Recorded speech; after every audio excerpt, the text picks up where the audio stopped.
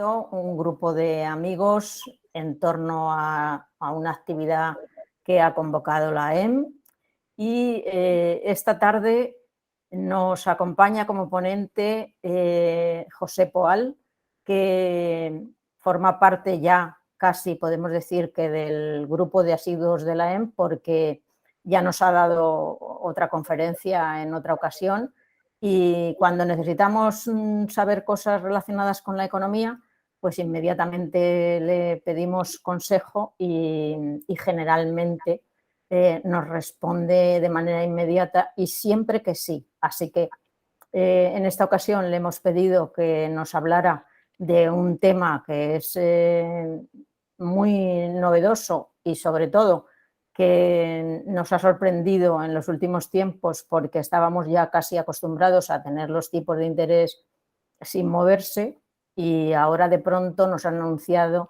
que los van a mover. Entonces, José Poal voy a hacer una brevísima presentación porque, como os decía, muchos de nosotros ya le conocemos, pero eso no implica que no le presente.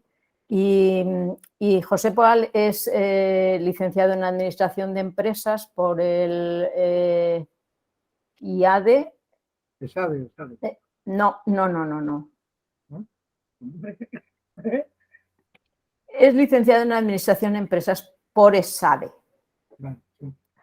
Y además es experto en bolsa y en planificación financiera. Desde el punto de vista profesional es consejero delegado de Global Financial Planning y además ejerce como asesor y ha sido profesor en universidades y dando seminarios especializados, siempre relacionados con este aspecto de las inversiones. Colabora también como experto en televisiones y en radios y en varios periódicos y tiene una diversidad de libros publicados sobre la materia. Y voy a hacer mención de manera especial a uno que publicó en el 2008 sobre la crisis, porque fue el primer libro de un autor español sobre ese asunto de la crisis del 2008, que nos dio tanto miedo y que nos produjo tantos inconvenientes. Entonces, esta tarde nos va a hablar de los tipos de interés y supongo que también nos hablará de qué va a pasar con la inflación, con esta inflación terrorífica que nos asola este tiempo. Así que si los tipos de interés nos dan un cierto miedo, pues me imagino que la inflación que ya la estamos padeciendo nos da terror. Así que yo sin más, con esta brevísima presentación de un gran experto en planificación financiera, le paso la palabra a nuestro coordinador de la sesión, que es José Alfonso Delgado, nuestro compañero José Alfonso Delgado, para que nos dé alguna instrucción que considere pertinente. Alfonso, adelante cuando quieras. Sí. Bueno, pues buenas tardes a todos. Y nada, pues como habitualmente hacemos, primero, que sabéis que estas ponencias quedan grabadas para que luego posteriormente quien no haya podido asistir pues puedan, digamos, escuchar y verlas, ¿no? Entonces, a efectos de la ponencia, pues lo primero es, después de la presentación de Aurora, pues el ponente José Poal dará su disertación de en torno a 45 minutos aproximadamente. Una vez terminada la ponencia, entonces ya las personas que quieran hacer preguntas, pues levantan la mano. Hay un de los botoncitos que hay aquí, pues el tercero por la izquierda es una mano así levantada y lo pulsan y ya, digamos, yo estaré atento para dar el turno de palabra. O si no, también en el chat, que es en el extremo inferior derecha, hay un icono que es el de un bocadillo, como el de los tebeos. También ahí se puede, digamos, incorporar y escribir la pregunta que se le quiere hacer al ponente, ¿no? Así es que, sin más, y sí también, pues para facilitar la velocidad de transmisión, mantener durante la presentación los micrófonos y las pantallas apagadas para, digamos, que el ancho de banda pues sea el máximo para el ponente y la presentación, ¿de acuerdo? Así es que pues nada más. Cuando quieras, José, ya puedes empezar ya está poniendo la presentación Pilar y vamos a ver. Venga. Hola, buenas tardes, gracias por invitarme y gracias por asistir. Yo voy a intentar ser lo más, voy a intentar explicarme lo mejor posible porque creo que el esquema puede ser interesante, sobre todo en la última parte de debate, de preguntas o de opiniones o de matices. ¿Vale? Bueno. Bien, bien. Pues cuando quieras puedes empezar la presentación. ¿No se oye? ¿Sí? Sí. Vale.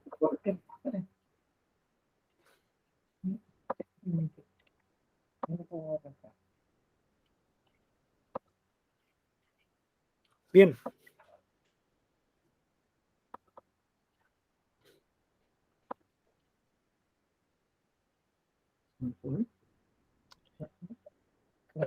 Perfecto. Bueno, empezamos un poco, aunque sea de todo el mundo sabido, con el concepto e importancia de tipos de interés. Se le llama también al tipo de interés el precio del dinero, que de alguna manera es el precio a pagar por utilizar un dinero que no es tuyo durante un tiempo, ¿no? Esto ya todo el mundo lo sabe.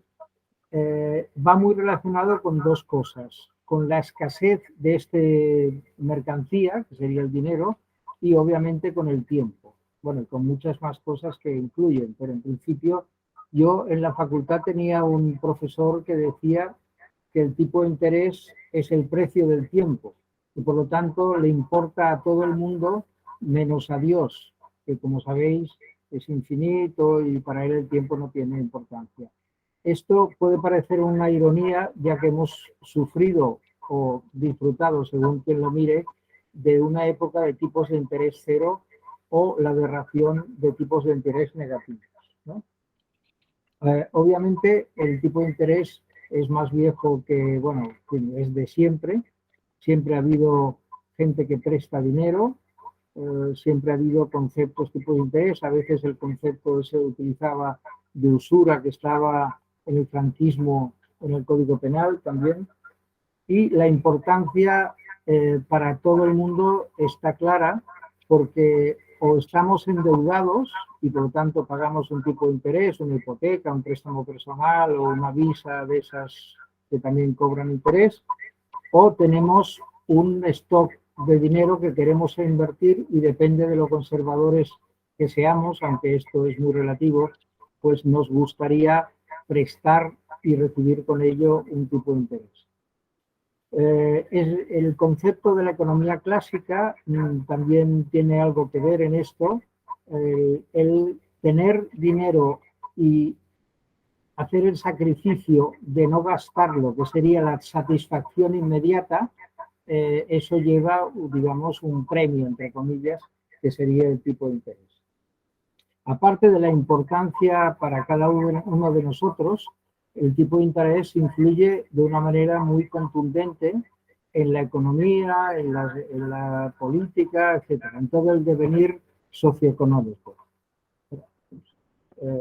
Y en eso está claro que hay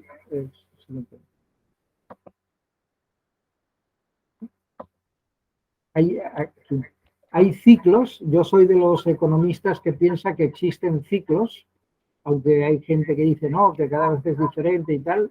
Yo creo que lo mismo que hay ciclos en las estaciones del año y hay ciclos que lo que produce la marea, yo creo que hay ciclos en la economía y en la política y en la sociología. Y eso viene siempre de que el humano suele hacer o cometer los mismos errores y tener las mismas virtudes a lo largo del tiempo, y si no en una generación o en otra. El ciclo de tipos de interés para mí es muy claro, ahí tienen este gráfico, es un ciclo de 39 años, más 39, 38, 40, y aquí vemos desde el año 42 hasta el año 81, donde hicieron máximos, y era un máximo muy importante, a 15,84. Otra cosa, se considera que el tipo de interés de mercado, el tipo de interés real, es el del bono americano a 10 años. Esto es un consenso que aún existe y yo creo que tiene su razón de ser, al menos hasta ahora. Desde el 81, en que llegaron a este nivel, que incluso dentro del larguísimo plazo de tomar 100, 200 años, es un tipo de interés muy alto. Acordémonos que estaba entonces en el poder Ronald Reagan y Margaret Thatcher, que iniciaron como líderes económicos de ese momento una tendencia a la baja de tipos de interés. Pues vamos a ver qué significa, y de ahí la importancia a nivel cíclico de los tipos de interés. Es decir, los tipos de interés, ese comienzo de descenso, de ciclo de descenso, tuvo mucha importancia con respecto a la subida de la economía, la subida de la bolsa y a otras muchas cosas, ¿no? Es decir, ¿qué significaba el ciclo de baja de tipos de interés? Que se inyectaba constantemente, cada vez que había una bajada de tipos de interés, dinero en la economía. Es decir, si tú antes pagabas 100 euros de hipoteca y te bajaban la hipoteca, pues pagabas 80, por lo tanto esos 20 de más los podías consumir y por lo tanto eso animaba la economía, obviamente el consumo, los podías guardar, ahorrar para luego posteriormente invertir y eso animaba también a las bolsas. Recordemos que en ese año, en el año 81-82, el Dow Jones estaba a 700 puntos. Lo hemos llegado a ver a principios de año a 36.000. Es decir, que la multiplicación de la cotización del Dow Jones ha sido muchísimo mayor que la multiplicación que puede haber habido de la economía, etcétera, etcétera, ¿no? Por lo tanto, durante todo ese tiempo, los tipos de interés fueron animando, o sea, liberando dinero, liberando recursos para que estos se invirtieran, se gastaran, etcétera, etcétera. Bueno, a los 39 años llegamos al punto más bajo, que es en marzo del 2020, donde el tipo de interés del bono a 10 años americano gubernamental llegó a un 0,50, 0,60.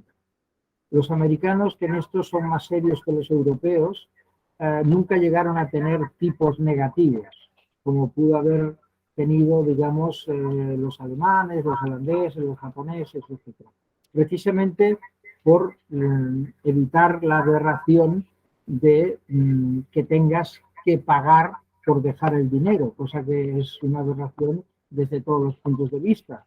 Aunque mucha gente en un momento dado lo encontraba normal, porque decía, no, porque yo pago por tener un bono alemán, que es una solvencia máxima, y al menos sé que el dinero estará guardado, aunque me cobren un 0,6. Pues yo creo que eso era una estupidez y una aberración desde un punto de vista económico, pero hubo un momento en que parecía que era casi normal, ¿no? Los tipos de interés están subiendo desde hace 2 años. Lo que pasa que es ahora cuando el Euribor, que es un tipo de interés mucho más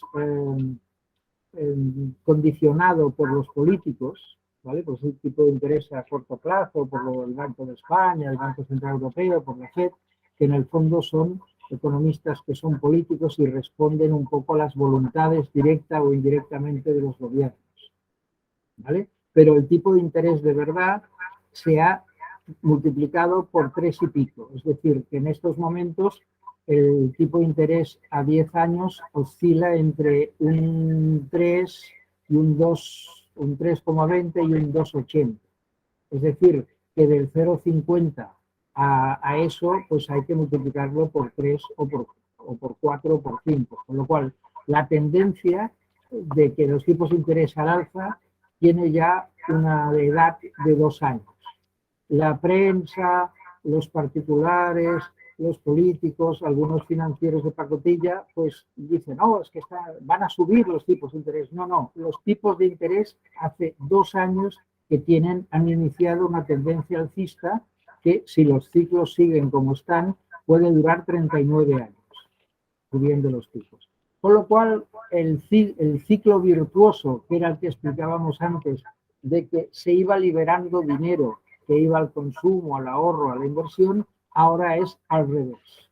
Las subidas de tipo de interés va retirando dinero del sistema y, por lo tanto, ese es un dinero que va menos a la economía a través del consumo, va menos a la bolsa a través del ahorro, la inversión, etcétera, etcétera. O sea que iniciamos un esquema completamente al revés de lo que estábamos, entre comillas, disfrutando, sin comillas, y comenzamos de un ciclo virtuoso, pasamos a un ciclo perverso. Eso no quiere decir que los tipos de interés se vayan al 15%, ¿vale? Pero quiere decir simplemente que ha iniciado una tendencia alcista y lleva ya 2 años. Y si, por ejemplo, a nivel de ilustrar un poco el ejemplo, el promedio del bono americano a 10 años de los últimos 100 es 4,5. Es decir, que este es un tipo de interés que posiblemente lo veamos o veamos el tipo de interés, no digo la semana que viene, pero en 2 o 3 o 4 años podemos ver tipos de interés de ese nivel. Bueno, la gente o los profesionales no quieren acabar de verlo, es un tema muchas veces desagradable precisamente por el efecto, o sea, el efecto perverso sobre la economía y las bolsas, pero lo que no hay es que engañarse y eso es así y será así. El grado de velocidad de la subida, eso no lo podemos saber. También va muy unido a la inflación. La FED, que es el Banco Central Americano, se ha decidido con contundencia a atajar la inflación vía tipos de interés. El Banco Central Europeo siempre es más condescendiente, entre comillas, y menos valiente, y también tendrá que hacerlo, pero quizá de una manera menos firme. Luego hay una diferencia. La FED, que lleva unos 102 años de vida, entre sus objetivos, básicamente, sus objetivos escritos, está la lucha contra la inflación. Luego, por otro lado, también los gobiernos de turno americanos le piden, por ejemplo, que favorezca el desarrollo, favorezca la economía, pero en principio es un organismo mucho más independiente dentro de un orden que el Banco Central Europeo, y en estos momentos la gente que tiene al frente son tipos que lo tienen muy claro, que van a atajar la inflación por esa vía, que no es la única vía, pero bueno, es una vía contundente. Bueno, por lo tanto tenemos que tener claro que estamos en un ciclo alcista, que no sabemos la velocidad, que no creo que se llegue a esa exageración, pero es un ciclo que va en contra de la economía y va en contra de los mercados financieros. Vamos al punto 2. Tipos de interés cero negativos, ¿vale? ¿Cómo hemos llegado hasta aquí? Vamos a ver cómo hemos llegado hasta aquí. Bueno, hasta ahora, esta es una frase que era prácticamente un titular de hace un año. Ahora no recuerdo si era del Financial Times o, bueno, de un periódico de estos. Y era lo que estaba diciendo un tipo que tenía un cargo importante, ahora no recuerdo si en el Banco Central Europeo o lo que sea.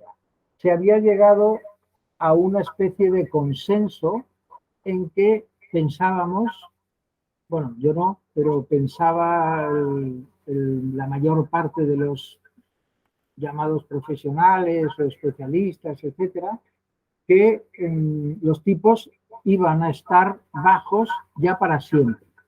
Y incluso el Jerome Powell, que era el jefe y sigue siendo lo de la FED, dijo que hace menos de un año, hace unos 7 o 8 meses, antes de que pasaran todas estas cosas convulsivas que han pasado, que si la inflación no subía a más de un 2%, cosa que ha subido obviamente más de eso, los tipos de interés podían estar cercanos a cero durante 3 o 4 años. Bueno, este consenso implicaba que los bonos, tanto los bonos privados como los bonos gubernamentales, se mantendrían bajos los tipos de interés durante años y por lo tanto los tipos de interés, por lo tanto los bonos seguirían siendo un activo, entre comillas, seguro o lo que sea, cosa que para un activo financiero nunca, teniendo como seguro el sentido de que no fluctúa mucho y hacia abajo, pues nunca ha sido cierto, ¿no? Pero había este consenso entre un poco los profesionales. ¿Cómo hemos llegado a este nivel? Bueno, hemos llegado a raíz de la crisis del 2007-2008, en la cual, en un acto un poco de soberbia o de ingenuidad de políticos y, digamos, financieros, dijeron, vamos a parar toda la recesión que estábamos en la crisis que teníamos y vamos a intentar que nunca más haya una crisis. Entonces empezaron una política de acelerar la bajada de los tipos de interés en la parte que lo podían hacer, en las subastas de bonos a corto plazo, a un año, a 6 meses, a 2 años, y sobre todo a través de lo que llamaron quantitative easing, de inundar el mercado de liquidez. ¿Cómo lo hacían? Básicamente no imprimiendo dinero como la gente piensa, sino que comprando bonos gubernamentales en el mercado secundario, bonos privados, etcétera, etcétera, y inundando de liquidez a todos los que tenían esos bonos, que eran fondos de inversión, estados, etcétera, etcétera. ¿Vale? Todo eso se hizo con unas cantidades impresionantes, o sea, en cada trimestre miles de millones, etcétera. Y luego lo hizo también aceleradamente, aunque un poco más tarde que los americanos, el Banco Central Europeo. Y durante bastantes años, bastantes para lo que es la economía, se estuvo haciendo eso. Con lo cual se inundó de liquidez los mercados, los tipos, era muy fácil, la gente se animaba, digamos, a pedir créditos, las empresas y los fondos de inversión también, y por lo tanto esto provocó encarecimiento de precios porque se hacían fusiones, era muy fácil comprar a la otra empresa, endeudándose, etcétera, etcétera. Y esto en el mercado institucional, y en los mercados, digamos, más domésticos, también era una política de dinero fácil. Es decir, yo recuerdo que hubo un tiempo, hace un año o dos, en que a veces te enviaban un mensaje al móvil diciendo, le hemos otorgado, bueno, a mí me ha pasado, un crédito por 20.000 euros. Cuando quiera pase a retirarlo. Entonces, cosas de ese tipo, claro, hizo que la gente tuviera un optimismo que estaba fuera de lugar y que hubo la consecuencia, que luego veremos con más intensidad, fue un aumento importantísimo del endeudamiento. El endeudamiento de los estados, el endeudamiento de las empresas y el endeudamiento de los particulares. ¿Vale? Por lo tanto, a la chita callando, pues se iba produciendo este tema. ¿Vale? Bueno, vamos a ver. Hemos llegado o llegamos a una situación. Bueno, esto es un poco un gráfico del bono, el bono alemán, en el cual también lo mismo. Hay una bajada. Esto es habría que actualizarlo, este gráfico, pero es obvio que el tipo de interés del bono más importante y más solvente de Europa, que llegó a estar en negativo, ahora está ya de cerca del 1 o incluso un poco por encima del 1. Ha habido una gran bajada en el precio de los bonos. Esto es otro gráfico reflejando lo mismo. Y esta es una radiografía a lo que se llegó en el momento más álgido de tipos de interés en negativo. Tipo de interés en negativo que llegó a haber casi 15 billones de dólares en instrumentos, básicamente en bonos, que pagabas por poseer un bono, ¿no? O sea, la aberración que antes hemos explicado, ¿no? Por lo tanto, quiero decir que así, y la gente lo encontraba normal. Siempre que hay una burbuja, hay muchos que encuentran las cosas que son aberrantes normales. Igual que en la crisis de los .com o en la crisis de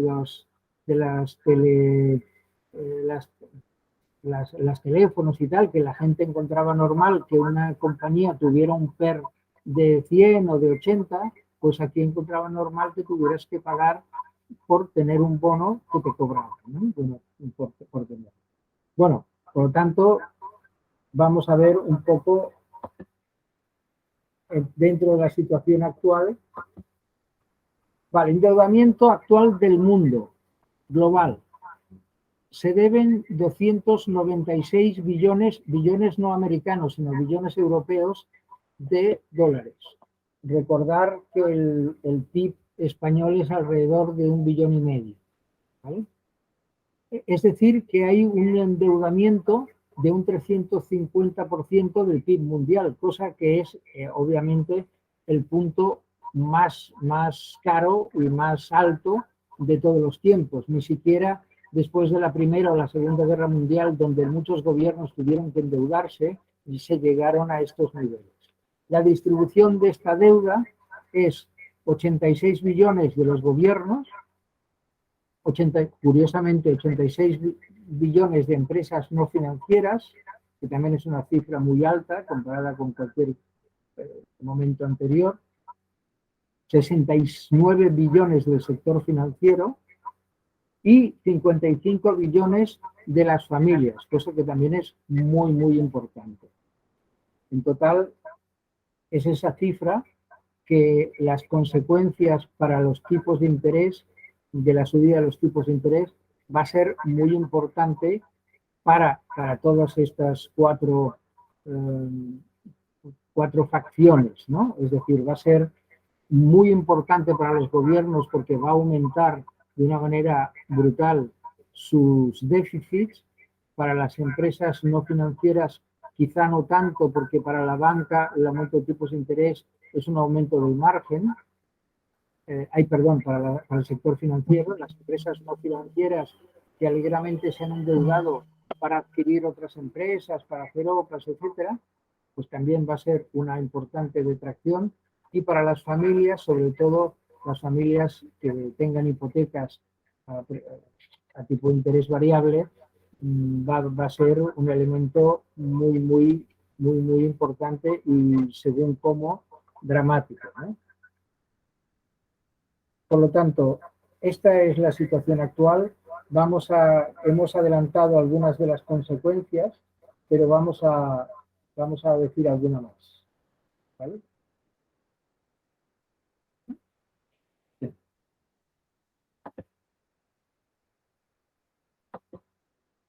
Bueno, aquí hay algunas, para que tengamos una idea de los bonos que llaman los americanos investment grade, es decir, los bonos de empresas solventes, ¿vale? Claro, han llegado desde los 90, que eran un 10%, han llegado a 2, 6%, etcétera, etcétera, en una tendencia bajista que ya se ha dado la vuelta. Esto es un índice que refleja la complacencia de los actores financieros con respecto a esto. Es decir, que se supone que no están preocupados porque creen que esto va a durar toda la vida. Bueno, lo de siempre, ¿no? Siempre pasan cosas así, igual que cuando está la bolsa del Nasdaq, que estaba al precio más alto de todos los tiempos hace unos meses, pues también la gente lo encontraba normal, porque decían, no, hombre, pero es que la tecnología, porque Apple tiene mucho dinero, gana mucho dinero. Y yo siempre decía, ¿Y eso significa que el precio es infinito? Que puede ser infinito, ¿no? Es decir, no, hombre, no, pero no seas así y tal. Bueno, lo de la complacencia siempre ha sido un paso previo a la explosión de las burbujas y a los desastres, seguramente, ¿no? Este, por ejemplo, es el 2 años, el bono americano a 2 años, que también ha ido de un mínimo que en el 10 años habíamos visto que era el 0,50, aquí llegó al 0,097 en noviembre, hace muy poco, porque los tipos a corto siempre van con un poco de retraso en la tendencia, hasta hace nada, el mes pasado, que fue al 2,6, es decir, se ha multiplicado por 27. Claro, esto, por ejemplo, para el Estado, el gobierno federal, es de una importancia muy, muy clara, ¿no? Porque aumenta, digamos, el interés que tiene que pagar por estos instrumentos de deuda de una manera, vaya, bastante notable. Bueno, otro, consecuencias y conclusiones. Bueno, este es el tema del déficit público, la deuda americana. La deuda americana está ya ahora muy cercana a 30.000 trillones, se llaman 30.000 millones, que es un porcentaje muy alto para los americanos sobre su PIB, aunque es muy moderado si lo comparamos con las cifras comparativas que puede tener Japón, Italia o España. Pero el problema no es el tema relativo, sino el problema es de volumen. Es decir, el gobierno federal para financiarse va a requerir cantidades cada vez mayores y eso, las cantidades que va a requerir las tiene que sacar del mercado, ¿no? Entonces, esto es un problema porque tiene que cubrirse esa deuda. Y luego es un problema indirectamente geopolítico, porque los bonos americanos tienen mucho porcentaje, los chinos, que lo pueden utilizar para hacer un tipo de presión o chantaje, los japoneses y en general muchos países del mundo. Por ejemplo, Japón, que es un país muy endeudado, no tiene ese problema porque la mayoría de sus bonos están comprados por inversores locales, por las razones que sea, por nacionalismo, porque les gusta mucho, lo que sea. Y han estado comprando bonos japoneses a tipos de interés ridículos, porque Japón sí que empezó a tener los tipos de interés muy bajos en los años 90, a principios del 2000, por cómo se desarrolló su crisis, etcétera, ¿no? Pero esto va a ser un elemento muy importante para los mercados financieros. La emisión de bonos, no solo americanos, sino bonos de españoles, por ejemplo. España ahora va a tener un problema muy importante porque cuando se ha cerrado el quantitative easing, que llamas, que quiere decir que el Banco Central Europeo compraba cualquier tipo de bonos que emitiera cualquier gobierno de Europa, ¿vale? Y por lo tanto España tenía asegurada, digamos, la colocación de ese papel. Y bueno, eso daba mucha alegría a los políticos porque, bueno, porque sabían que iban tirando y no tenían problema en emitir esa deuda y que se la comprasen incluso a tipos tan bajos como ha habido, ¿no? Por lo tanto, las consecuencias de todo esto que ha pasado uno de ellos es el aumento importante y masivo del endeudamiento de todo el mundo, es decir, de familias, de empresas, de empresas financieras y de estados, sobre todo de gobiernos. Luego, otra consecuencia ha sido han reflejado un optimismo que era disparatado y ha hecho esto subir pues mucho el precio de los activos, básicamente acciones y bonos, y el precio de los inmuebles, ¿vale? Y todo el mundo se atrevía a endeudarse y bueno, y así va la cosa, ¿vale? Por lo tanto, esta es otra consecuencia importante. Este optimismo está pinchando de una manera contundente, como ya estáis viendo, y eso puede llevar a que el problema se agrave, ¿vale? Y otra consecuencia es que aquí ha habido básicamente un protagonismo muy importante de la FED, que es el organismo americano, y del Banco Central, que han jugado a ser dioses. Han jugado aquí no va a haber ninguna recesión más, aquí esto lo vamos a controlar, los tipos de interés los vamos a mantener bajos, cuando los tipos de interés de verdad nunca los ha fijado la FED ni el Banco Central Europeo. Los ha fijado el mercado. Y el no saber esto es un problema de soberbia y de incultura financiera. Las autoridades pueden fijar el precio más o menos de las letras del Tesoro, pueden fijar el Euribor más o menos, no del todo, etc. Pero en estos momentos, como hay una retirada de recursos debido al ciclo recesivo de los tipos de interés, el ciclo al alza, el dinero se va convirtiendo en un bien más escaso y obviamente más caro por la subida de tipos. ¿Vale? Por lo tanto, esta es una situación nueva en que muchos, desde gestores de fondos hasta autoridades monetarias, por su edad y por su preparación, no están demasiado al día para poder enfrentarse a este fenómeno.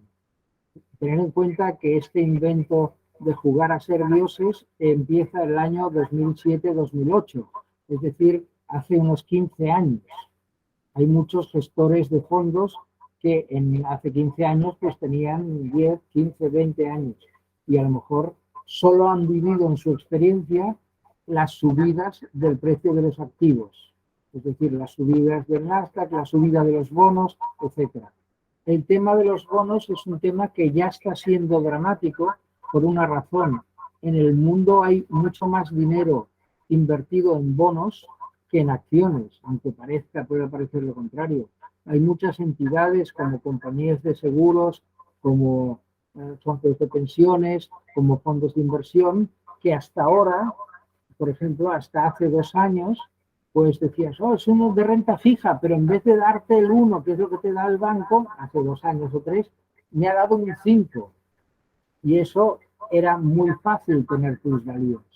Y los gestores se apuntaban tanto como decían, qué buena gestión he hecho, cuando simplemente sus activos se habían revalorizado porque el tipo de interés había bajado. ¿Vale?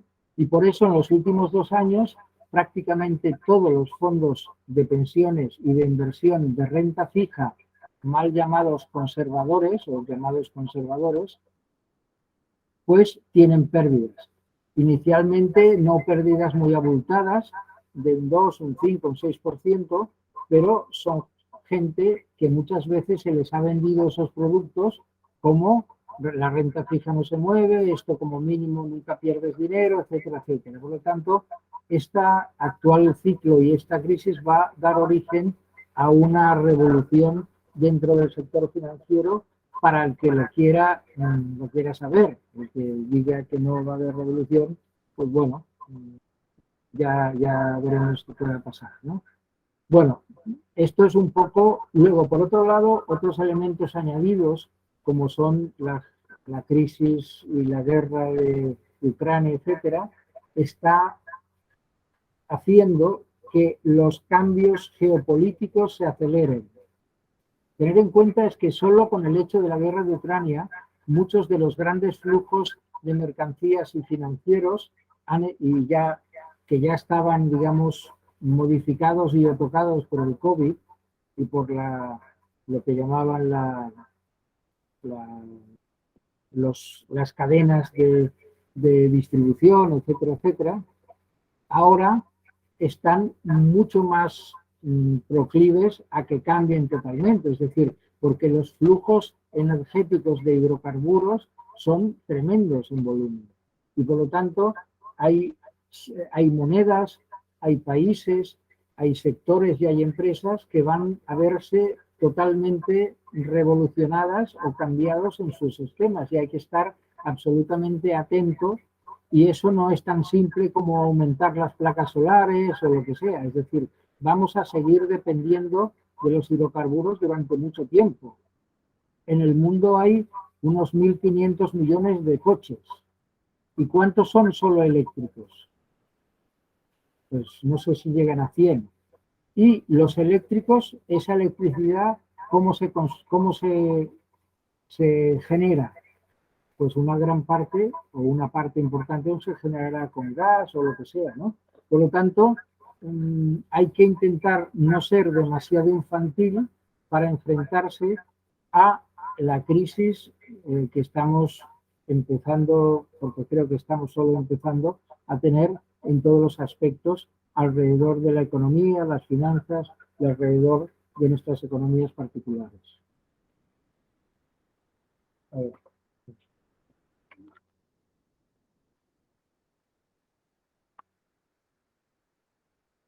Bueno, entonces algunas recomendaciones light, reflexiones. Esto no es una cosa, lo que está pasando no es un tema coyuntural, sino es un tema estructural, que la coyuntura no tiene por qué ser siempre la misma, pero que tenemos que ir tomando medidas en todos los aspectos, en nuestra economía familiar, en nuestra relación con las instituciones financieras, con la banca, con las gestoras, lo que sea, y para los que tengan una edad pues, de 20, 30, 35 años, para nuestro esquema profesional, ¿vale? Por lo tanto, estamos encarando un número, hay un mundo que será totalmente nuevo y diferente al que tenemos dentro de 10, 15, 20 años, pero que se está moviendo ahora. Y los movimientos que están haciendo no van a ser fáciles, ¿vale? Los tipos de interés es un elemento que es muy difícil jugarlo a nuestro favor, sobre todo si estamos endeudados, pero tenemos que tener algún tipo de estrategia, ¿vale? Y para los profesionales de mi sector, pues tenemos que estudiar mucho, o sea, tenemos que analizar en mucho detalle lo que viene, ¿no? Más que nada para proteger nuestros intereses, los de nuestros clientes y, bueno, los de la sociedad en general. Ahora, pues creo que sería interesante, pues, que pudiéramos hacer algún comentario, algo que os interese. Estoy a vuestra disposición para lo que queráis.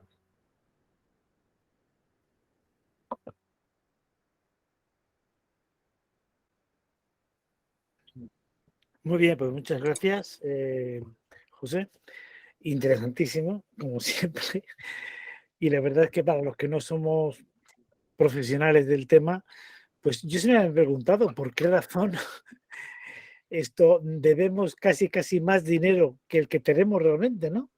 Y es decir, yo no sé, por ejemplo, si un problema ha sido, digamos, el tema del patrón oro, que De Gaulle, creo recordar, lo pasó al patrón dólar, y ahora parece ser, no lo sé, que está volviendo el patrón oro o no. Bueno, el oro para mí era un elemento estabilizador, sobre todo de las relaciones económicas entre países. Lo que pasa es que tenía muchas limitaciones de cara al crecimiento. Entonces, cuando acabó la Segunda Guerra Mundial, en el simposio, el congreso, las reuniones que llaman en Bretton Woods, allí, que es cuando decidieron que sería el patrón dólar-oro, ¿vale? Sí. Eso ha funcionado bastante bien, mientras Estados Unidos, hay que tener en cuenta que después de la Segunda Guerra Mundial, el PIB mundial, la mitad del PIB mundial era de Estados Unidos. Y por lo tanto, Estados Unidos imponía las reglas y, bueno, cosa que tampoco lo voy a criticar, no se me pareciera mal, porque era la potencia dominante, ¿no? Pero a partir de los años 70, en que empezó la crisis del petróleo, los tipos de interés que estaban en máximos, etcétera, la cosa fue cambiando. Luego hubo la manía de las divisas flotantes, que también... Pero bueno, yo creo que como el cambio que hay ahora es un cambio geopolítico importante, que tampoco va a ser tan sencillo como que la potencia dominante va a ser China, ya veremos. Yo no lo veo tan claro.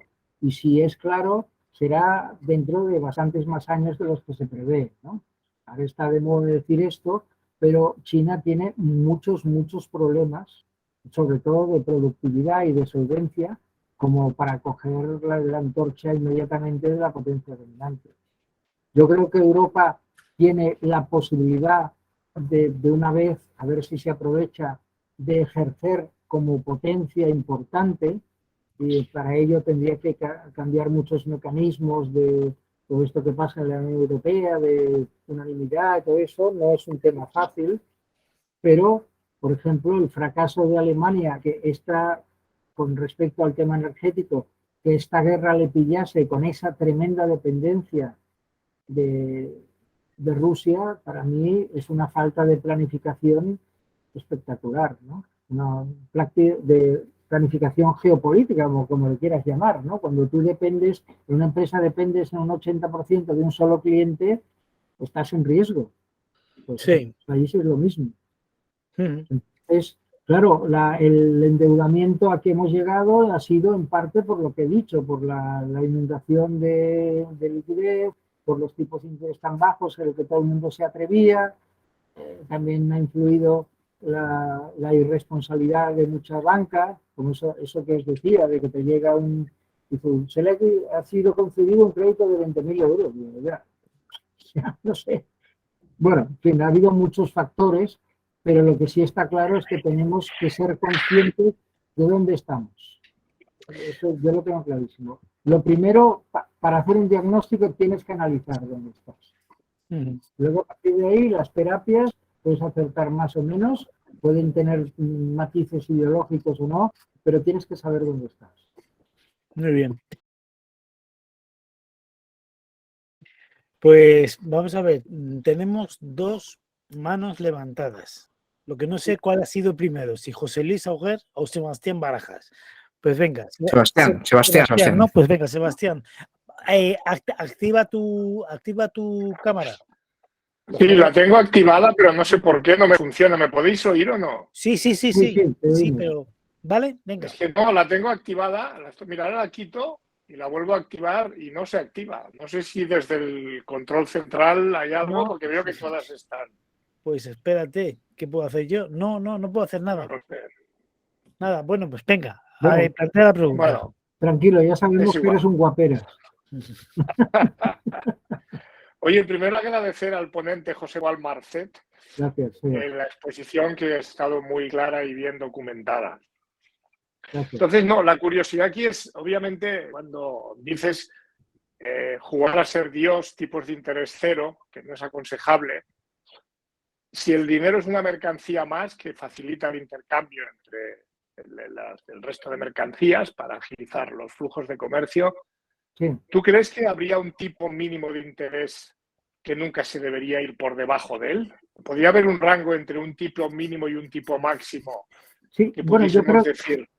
Sí, yo creo que la respuesta, más que lo crea yo, es un poco la historia. Es decir, si hacemos estadísticas desde que hay datos de 100, 150, 200 años, igual que las hay de bolsa, podríamos llegar seguramente a la conclusión que los tipos de interés de corto por debajo del 2 sería raro que estuvieran, y los tipos de interés de largo por debajo del 4 también sería raro, o sería no aconsejable. O sea, pero claro, eso es muy difícil matemáticamente decirlo, ¿no? Pero bueno, yo diría que el análisis yo lo haría por ahí. O sea, podríamos concluir que los mercados nos dicen estadísticamente que por debajo del 2 y por encima del 4, o sea, entre el 2 y el 4 es donde un tipo de interés razonable que hace que la economía funcione sería... Sí, porque si coges series largas, eso ya te incluyen ciclos al alza, recesiones, ciclos a la baja, y más que aconsejable sería, digamos, lo normal en el sentido de campana de Gauss, ¿no? De lo estadísticamente normal, ¿no? Y si la sociedad... Gracias. ¿Perdón? No, te decía que gracias por la respuesta. Vale, no es muy brillante, pero es un poco lo que pienso. Muy bien. Muy bien. José Luis. Sí. Activa tu pantalla. Está activada ya. Vale. Me gustaría que nos hablaras un poquito de, aunque está relacionada, de la inflación, Sí. porque yo creo que mucha gente está muy preocupada, ¿no? En España estamos viendo inflaciones insólitas, que yo creo que no veíamos desde hace, no sé si 30 años, ¿no? Hubo una cercana al 10%, ¿no? Sí. ¿Qué impactos va a tener en todos? Si los tipos de interés lo van a arreglar, o si es un tema de España, porque yo creo que en los países no están tan altos, ¿no? Los tipos de interés teniendo, perdona, la inflación teniendo los mismos tipos de interés. A ver, yo aquí hay varias cosas que se mezclan. O sea, la inflación, básicamente, a grandísimos rasgos, hay dos tipos de inflación. La inflación de costes, que a veces se le llamaba la inflación importada, es decir, no, es que me sube el petróleo, bueno, lo que sea, y la inflación que dicen los libros de economía, que también se ha dado muchas veces, de demasiada euforia económica, ¿no? Todo el mundo pues tiene dinero, todo el mundo compra, hay escasez de mercancías, etc., ¿no? Entonces, claro, la que tenemos ahora es básicamente, diría en un 80%, una inflación de costes, ¿vale? Que ha venido sobre todo, yo no creo que toda la culpa sea solo de la guerra, pero que ha venido básicamente por los hidrocarburos y por una cosa que se está hablando poco, que es la futura crisis alimentaria. Claro, eso va a ser muy, muy importante y muy difícil de gestionar a nivel mundial. Porque, claro, los países importantes tienen reservas estratégicas de trigo, de maíz, de cereales, etcétera, etcétera. Porque saben que en un momento dado pueden alimentar a su población. Esos son los países que se consideran importantes, ¿no? Como Estados Unidos, como Inglaterra, etcétera, etcétera. Entonces, claro, Ucrania, que era llamada el granero de Europa, produce el 12% del trigo del mundo. Y no lo pueden sacar porque, en fin, hay una serie de problemas que sí que están hipercondicionados por la guerra actual. Entonces, claro, lo de la crisis de los alimentos y anteriormente con el tema de los transportes, de las cadenas de distribución por el COVID, eso ha encarecido muchísimos muchos productos que son de consumo. Es decir, que la inflación del tema alimentario ya estaba en marcha. Con la crisis de la guerra se ha superado, digamos, los niveles de problema, ¿no? El tema de los hidrocarburos, bueno, es un tema también geoestratégico. Es un tema que tiene que ver con el rollo ecológico, que yo estoy de acuerdo, que hay que ir a la descarbonización, pero hay que deshisterizar eso, porque en estos momentos tenemos que tener muy en cuenta el balance entre eso y enfrentarnos a una crisis mucho más fuerte, ¿vale? Hay muchas reservas de gas en España, muchas reservas de gas en muchos países que no las quieren explotar por el tema, que no digo que me parezca mal, pero es así. Entonces, de facto lo que estamos haciendo es depender de unos países que tienen unos criterios ya ni ecológicos, ¿no? Los criterios geopolíticos de destrucción importantes, ¿no? Entonces, la inflación, lo que sería muy malo para mí es que se indexara la inflación. O sea, hay que llegar a un acuerdo de rentas. De rentas incluye salarios, pensiones y beneficios. Un acuerdo de verdad. Porque, por ejemplo, no nos acordamos, pero en el año 78, en la transición después de Franco, la inflación llegó al 25%. Y en parte fue, no solo por la crisis del petróleo, fue porque los sindicatos de reciente, no creación, pero sí destapamiento, o sea, pedían unas cosas absolutamente delirantes, ¿no?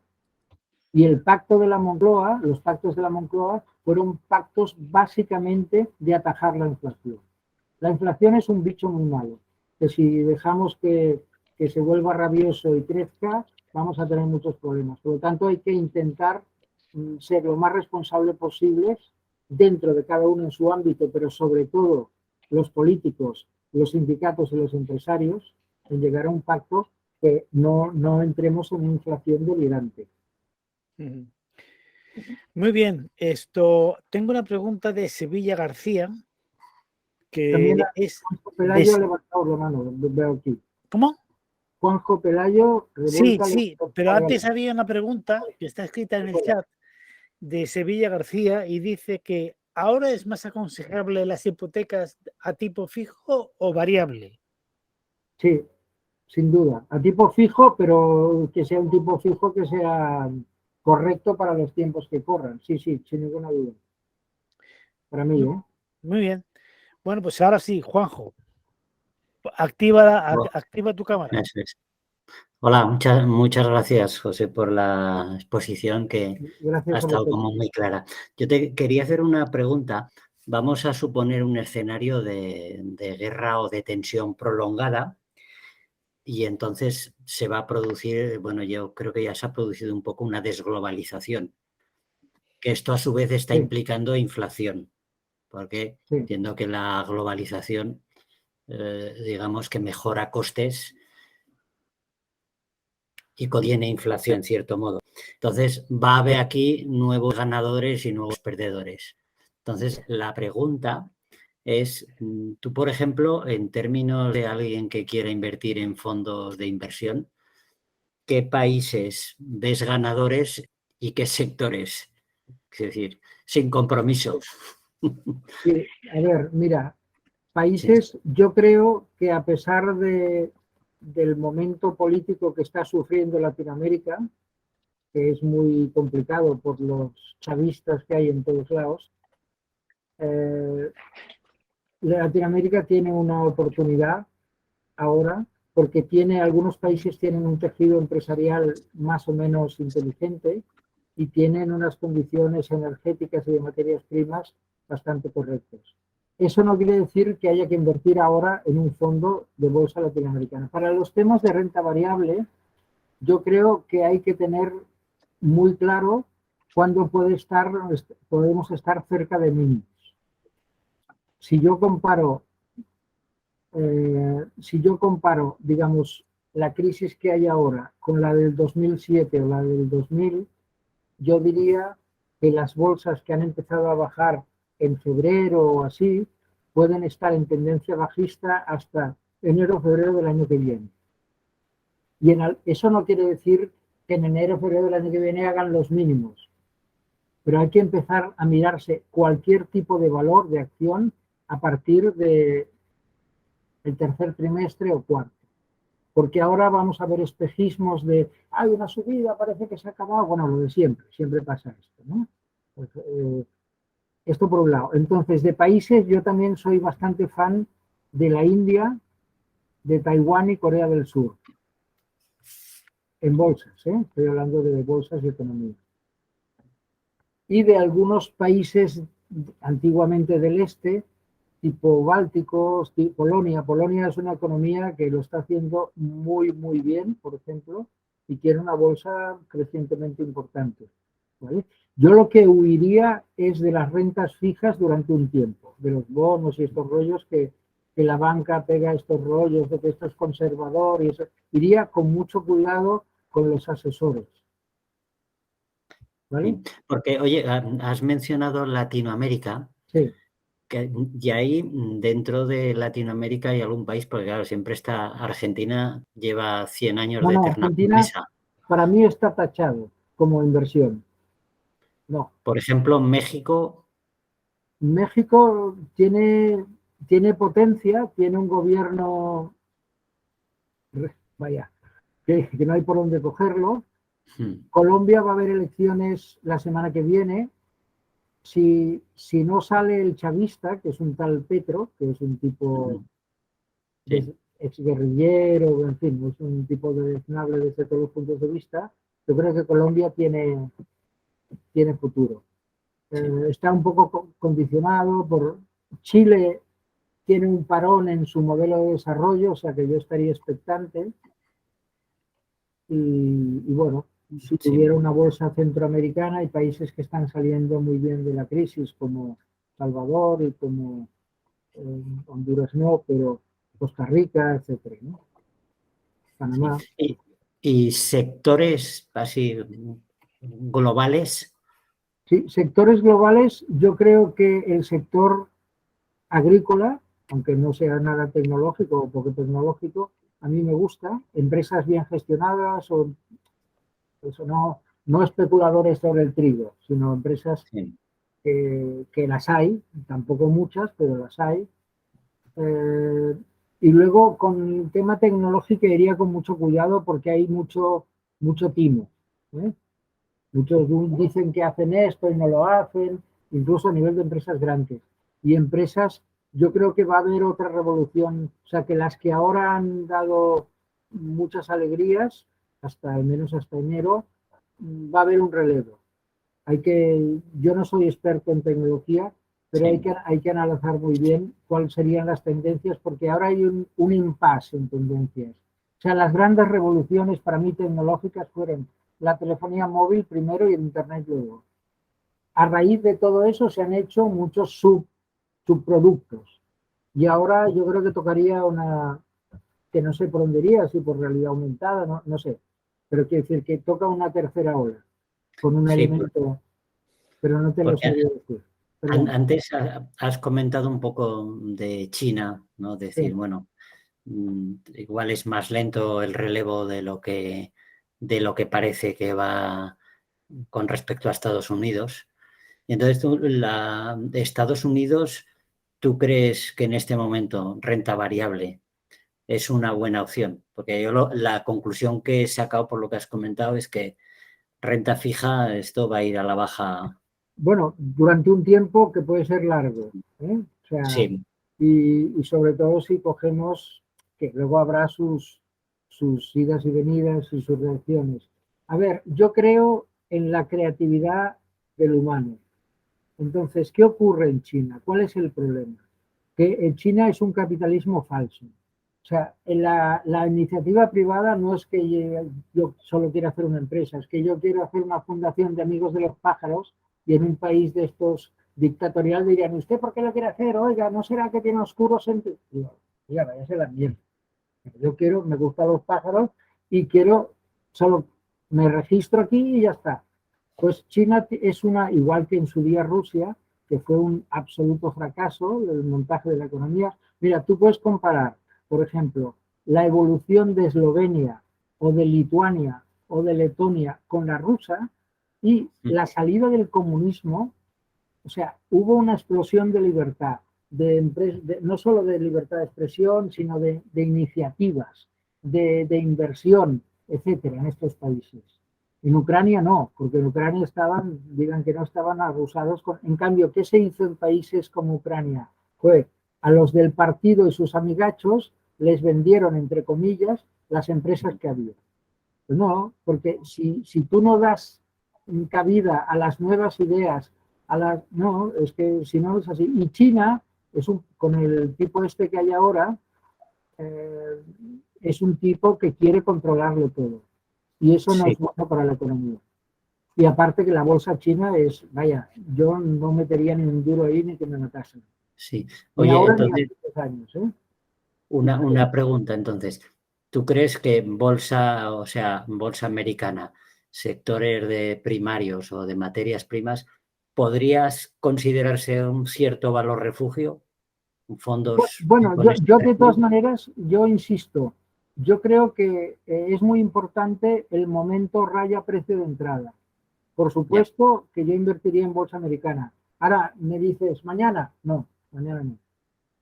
Además, tengo que analizar cuáles serían la evolución, sobre todo en un ciclo de corto plazo bajista como el de ahora. Yo creo mucho en la bolsa americana. Yo creo que sigue siendo, por eso digo que los chinos ya veremos cuando les pasan, si es que les pasan. A nivel global sí, porque son 1.500 tipos, pero, bueno, o sea, no les veo, aparte China tiene toda la banca que hace ver que es privada y no lo es, quebrada. Se han puesto a hacer pisos hace 3 años y les sobran pisos por todos lados. O sea, es un caos la economía china. Y no veo la cultura del chino medio como veo más empresarias a los chinos que están por aquí que lo que hay allí. O sea, no, Los empresarios han venido aquí. supongo, al menos tienen otros parámetros, ¿no? Pero bueno, no me gusta. Así como dices, oye, Corea del Sur, chapó, Taiwán, chapó, a ver, no me iría a vivir, pero bueno, quiero decir que lo hacen muy bien. Y la evolución, y en su día Japón, ¿no? Yo me acuerdo que hace muchos años hice un artículo en que predecía que la Toyota pasaría a la General Motors, cuando la General Motors era la madre de todo, y es porque hizo un análisis empresarial. Pues estos lo hacen mejor la producción, la relación con el cliente. Pues en China esto no lo veo. Quizá hay alguna empresa que sí, o el Alibaba y el no sé qué, pero no, yo no voy a meter un duro en la bolsa. Sí. Oye, y ya, bueno, no sé si hay más preguntas, pero si no, abusando un poco. Antes Bueno, has comentado un riesgo de crisis alimentaria. sí. Ya.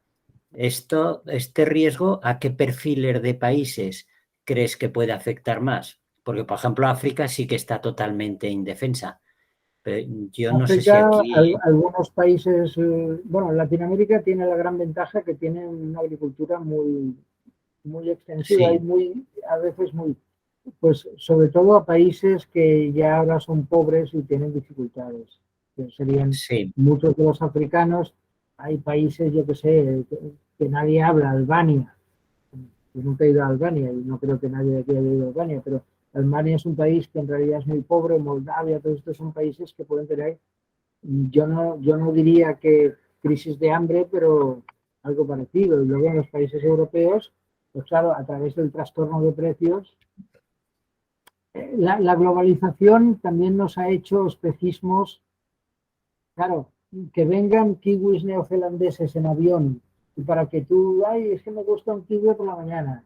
Eso es no, eso ha sido eso, un específico. Eso no ha sido un avance. que No. eso puede implicar Otras cosas sí, pero eso no.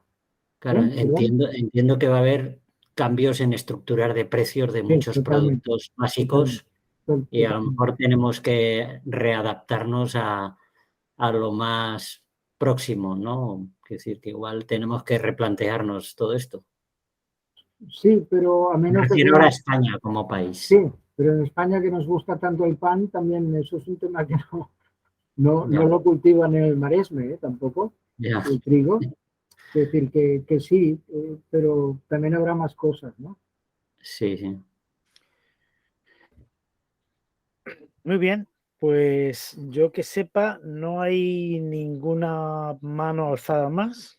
Sevilla García, no, estoy hablando No, Sevilla García decía, no, de las ese ya hipotecas. se respondió. Y luego Sebastián Barajas, que Sí, se ha tenido que ir, sí, que te agradece enormemente la excelente presentación y un cordial saludo. ¿De acuerdo? sí. Así es que si no hay más preguntas, pues doy paso ya a Aurora para que cierre la sesión. Muy bien. Muy bien, pues muchas gracias, José. Gracias a vosotros. Es un placer has- para mí. bueno, el placer es mutuo porque la verdad es que ha sido una jornada muy interesante y muy ilustrativa. Yo te iba a preguntar por la crisis alimentaria que habías mencionado, pero como ya me pisó Juanjo la pregunta, pues ya no hace falta. Pero sí que me parece que has dicho cosas muy importantes que generalmente no se tienen en cuenta y que seguramente eso nos debería obligar a reflexionar sobre determinadas circunstancias que estamos viviendo y que van a transformar el mundo que vivimos en uno que no digo que vaya a ser radicalmente diferente en el corto plazo, pero sí bastante distinto. Entonces, yo creo que en esa necesidad de reflexión tendremos que pedirte que nos ilustres un poco más, tal vez un poco más adelante, pasado el verano, para que también podamos ver un poco cómo evoluciona la guerra de Ucrania, que es un Sí. punto Yo estoy, también... yo estoy haciendo mi sexto libro que es un poco ambicioso, por eso estoy un poco encallado, pero me he desencallado con lo de la guerra de Ucrania, sobre cómo puede ser la sociedad en el 2025. Bueno, el 2025 está a la vuelta de la Sí, esquina, o sea eso, que por eso muy tengo que bien, acelerar. muy bien, muy bien. Sí, yo estaba emplazándote para un futuro un poquito más lejano, pero bueno, si te atreves con el 2025, no, aún no, encantados. me atrevo Bueno, con ya, lo que me digáis, bueno, pero, hombre, yo tengo una ventaja, bueno, dos. Primero, que siempre he sido independiente. Que nunca he sí, eso es trabajado para un importantísimo. banco o lo que sea, con lo cual me ha permitido ser bastante honesto o sea, no he tenido que vender productos. ¿Vale? Sí. Y segundo, que soy un tipo muy curioso, que le gusta curiosidad, entonces me informo, me gusta. Entonces, leo mucho, entonces, para mí es como si trabajara en un hobby. A veces es un poco estresante, pero Ya lo creo. Muy bien. Bueno, gracias a vosotros. Te emplazaremos entonces, porque has dicho varias cosas que a mí me han dejado ya con la interrogante abierta para el futuro inmediato. No creía que era tan inmediato como el 2025, pero si es así, pues mira, me alegro muchísimo. No, he puesto 2025 cuando yo era joven, había a cantar una canción de Zager and Evans que se llamaba In the Year 25. Es verdad. Me suena eso. Muy bien. Pues nada, te seguiremos en contacto y te agradecemos muchísimo toda la dedicación que nos has dado y bueno, y muchas gracias a todos los que nos han acompañado también. Y os emplazaremos en 15 días para otra actividad de las nuestras, que os enviaremos la invitación en tiempo y forma.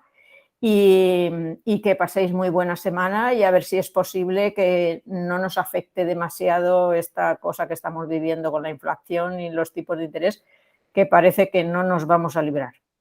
No, o sea hay que defenderse, pero sobre lo que viene, porque no... Ya. Bueno, pues nada, que paséis muy buena semana y un abrazo a todos.